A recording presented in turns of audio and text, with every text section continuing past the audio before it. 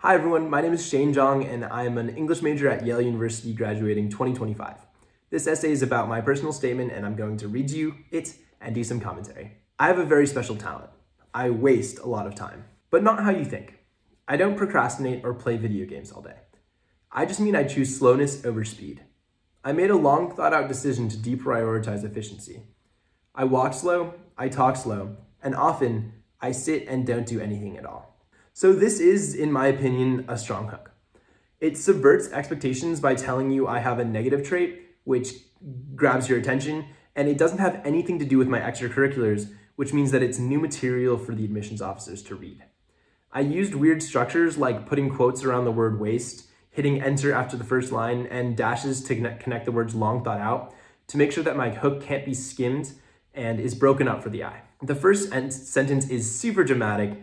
The craft is just okay, but that's totally fine because I'm not Jane Austen. And so here, back to the essay. I wasn't always slow. In elementary school, I was taught speed defined your place in the pecking order. Who reads fastest? Who multiplies fastest? Who runs fastest? At the back of my 5th grade classroom, my teacher used stickers to keep track of the first to complete timed math assignments. And you bet I was desperate for those stickers. So this basically establishes the stakes of my essay and shows the reader that I've cared about this for a long time, which hopefully makes readers care too. Be careful with rhetorical questions, especially near the end of your essay, but I think these are fine because they're not directed at the reader necessarily. And life, supplementing school, teaches us that time is money, a valuable resource to be budgeted and spent. Naturally, we fear wasting valuable resources. When I got my first phone, I was most excited about being able to use it in the car so I no longer had to squander those moments between origin and destination. In an efficiency mindset where speed was the ideal, I learned to multitask and did as many things as possible at a time, fearing that slowness would mean I wasted time. Breakfast plus YouTube, school bus plus Instagram plus homework, car plus conversation with mom plus phone in the backseat. Desperate to make use of every minute, I sometimes wondered whether petting my cat or hearing about my sister's day was the best way to spend the time I possessed. I really overuse quotes around the words in this section, again to break up the essay and also to help my point. I also really like to use product placement in my essay with words like Instagram and YouTube, which is useful because it links huge deposits of information that readers already know about these things with your essay. And because of that, I don't have to explain doom scrolling or internet addiction and things like that because they're already linked with these big overarching concepts. I also used an actual plus symbol and hit enter after each item in the Instagram YouTube list. Again, to make sure that my paragraphs weren't taking up too much space and not too blocky, not too long. Make sure I keep readability. In the same way, I put asterisks around the word best to emphasize it, keep people from skimming, and emphasize it in a fun way. I was really proud of the sentence about petting my cat and talking about my sister's day because I feel like those have the same sort of power as the product placement thing, where suddenly readers understand a lot more about me and my values. They get a clear idea of me because it's really easy to see the kind of person that likes petting cats and talking up to younger siblings and is willing to put that in an essay because those are positive traits. So one of my essays was also about my sister, one of my Yale specific essays was also about my sister. So this sets that up as well. I answered the talent prompt, but my talent is really a gimmick and it's more about a change. I'm not sure what made me slow down, but it happened 2 years ago. At the time, my sister teased me by calling it monk mode, and I'll admit that for a few weeks, I took my focus on slowness to extremes. While in monk mode, making cereal took 3 times as long. Rather than juggle bowl, spoon, and cereal, I'd move one object at a time and quietly place them on the table as individuals.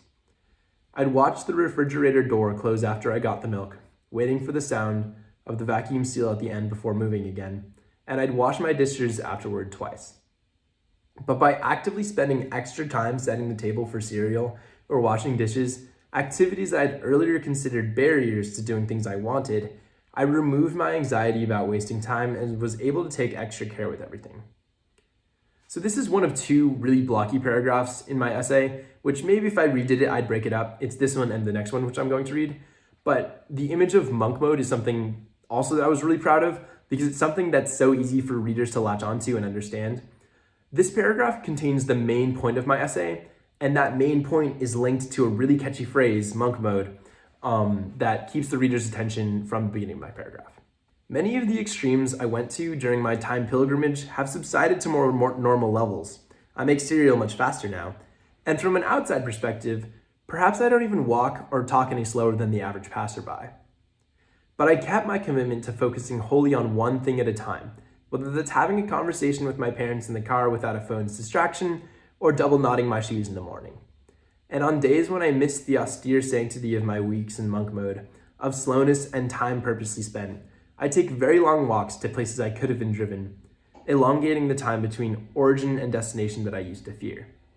I've walked hours to friends' houses in 100-degree weather, laden with water and climbing gear, and many times I've walked 5 miles home from the climbing gym, walking 2 hours instead of taking 10 minutes by car or 40 minutes by bus, knowing every minute I spent was purposeful.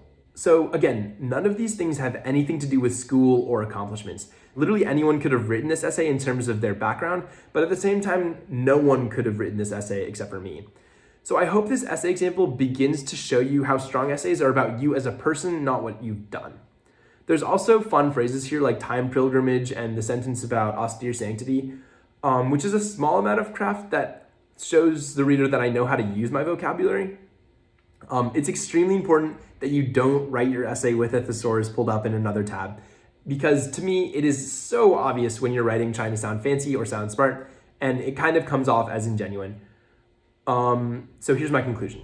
Being slow and practicing slowness doesn't mean wasting time. Often, tying your shoes slowly in spirit takes the same amount of time as tying them quickly with 3 other things on your mind, but gives you the opportunity for deliberate focus and care. I value my time more than anything, but I waste it happily too. So this is the strong and pithy finish to the essay that calls back to the strong and pithy beginning to the essay, which is a good structure that's been done thousands of times, and that's perfectly okay. So my goal for this essay was not to flex anything, but to show me as a cool person with interesting values and an interesting outlook. So my essay is definitely not one of the best written there is. However, it's on a unique topic that's so close and important to my personality and who I am, which means that it says a lot more about me than, for example, an incredibly constructed and incredibly written essay about how I won a debate tournament or something like that. So here are some main points. Your personal statement topic is extremely important. Your regional admissions officer is only going to remember the vague outlines of you when they present you to the rest of the committee, so having a fun, unique topic is key so that they can be excited about you. So don't write essays that have been written thousands of times. Second, have attention bringers if possible, like get the person recommitted to your essay. Break your essay up, make sure it's not too blocky. This can be done in the final edits of your essay down the line, so don't worry about it when you're just starting out. And finally, don't lie, exaggerate, or reframe. It literally just makes your essay worse and much harder to write. And don't get stuck with your first draft either. I went through way more topics and way more drafts than I'm literally comfortable sharing before I finished this essay. And just remember throughout the process that every draft you write is part of the process of writing, even and especially the ones that you don't end up submitting anywhere. Best of luck in your process and take your time with it. Feel free to contact me. I've read hundreds of essays, spent way too many hours thinking about them, and love editing and talking about the admissions process. So, write true things and have fun.